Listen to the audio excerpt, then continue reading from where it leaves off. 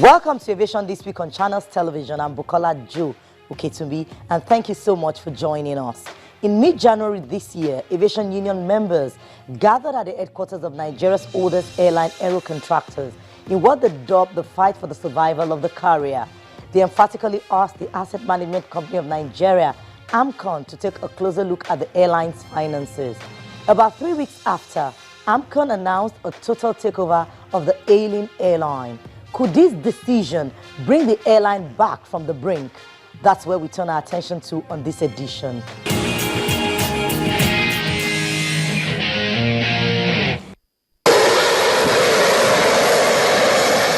Aviation is dynamic and operates on global standards.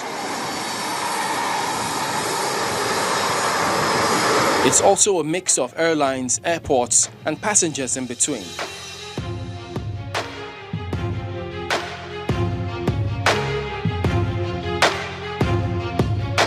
Given the global downturn of many economies, many airlines are struggling to live above board, but we focus on Africa.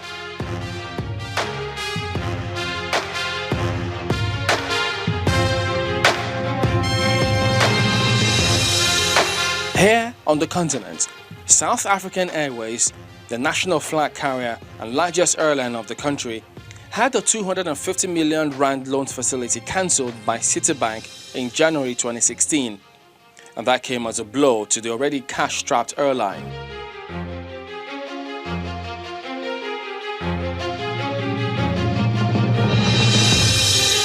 Faced with leadership and financial challenges, November 2015 saw the appointment of a 7th managing director in 3 years.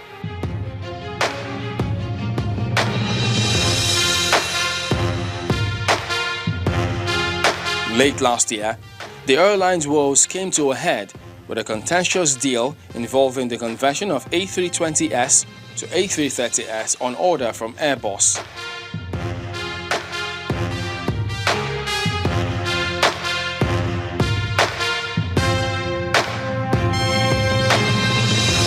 SAA has maintained that the A330s would enable the airline to service long-haul routes in a more cost-effective manner.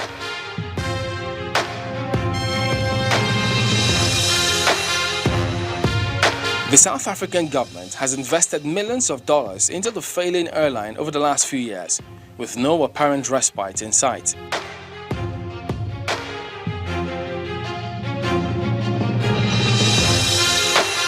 In Kenya, the story is a bit different.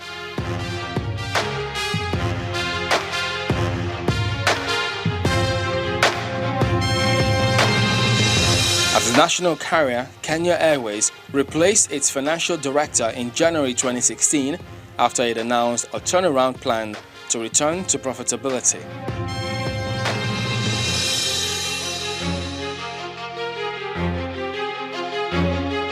The carrier, part owned by Air France and KLM, has been making losses for the past 3.5 years and recently needed a bridging loan to keep flying.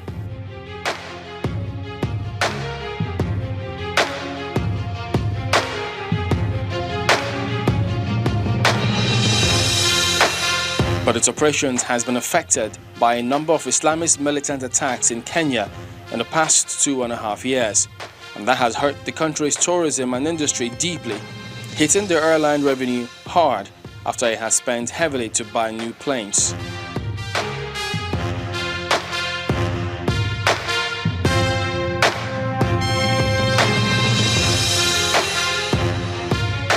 Here at home, Nigeria's oldest airline is also battling for life, as the Asset Management Company of Nigeria, AMCON, says it has assumed full ownership of aero contractors, insisting that the airline is a strong brand that needs to be supported.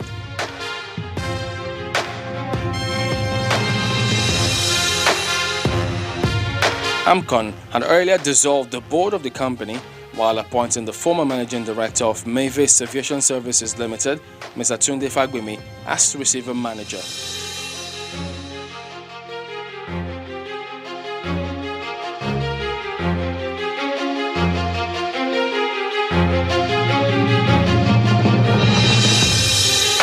The full acquisition of Aero by AMCON comes on the heels of many months of clamor by labor unions that a series of fraudulent schemes and practices was crippling their airline. One of the two things that has been key and going on in aero contractors is the fact that since AMCON took over aero contractors, there has been no peace. No peace in the sense that every fundamental workers' grievances that has been brought to the table for discussions between the unions and the representative of AMCON, who are also part of the board of Aero, have not received the blessing of the board chairperson in particular. That's one. Number two, we also found out that while they keep telling the Nigerian Aero workers that there is no money, all this have been documented. We have passed it to the chairman of AMCON, and we have also sent a copy to the FCC. It is a very bad situation.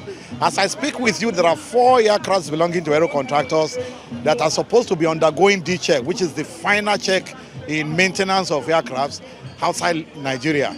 The Aero has no money to bring it back. But a relative of the board chairperson of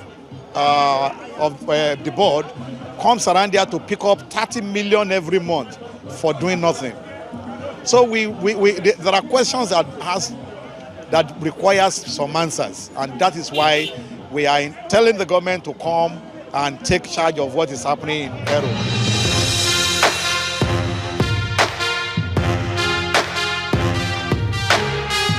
AMCON said since it took over the company in 2010, he had invested about 14 billion naira and owned 60% of its stakes. But with the latest move, he now owns the company 100% as a creditor and manager.